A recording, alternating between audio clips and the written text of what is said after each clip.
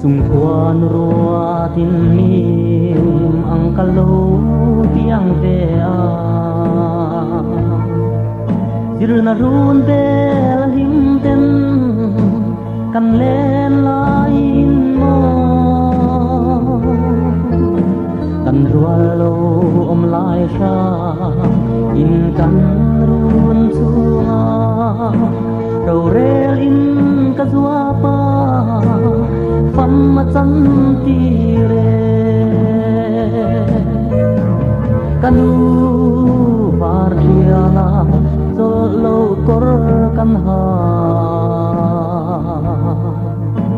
Kawlawm lian nen hnuhchhawl Kan thai le don mo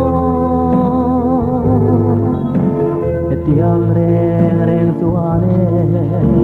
Ka chunnunnem Ka tan zawng B.A pas Ahar om mange Ka vana duai chuange Zaleng zawng zinga Ka dam lai phim nun O ka don sang ni hian Lanu run le laitualah ka leng ngam lo Lenrual tawnah chhingmit ka len ngam lo Lanu leng thai ve ka tum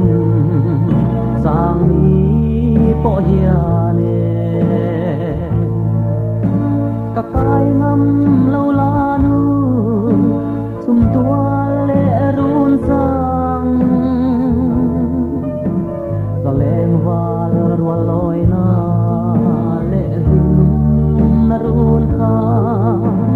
Ka tra na di tam tu run a lo ni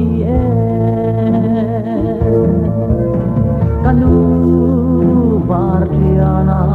Zol lo kor kan ha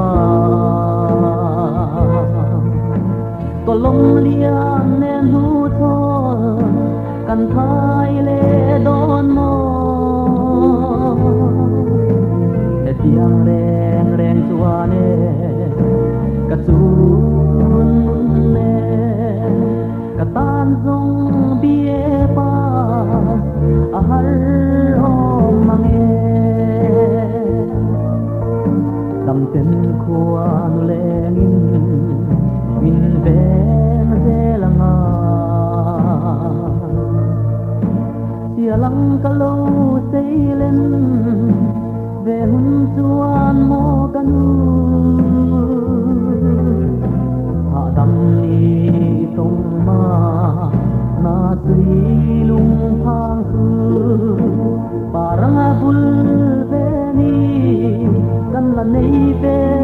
mang khu Kanu var riana Zol kor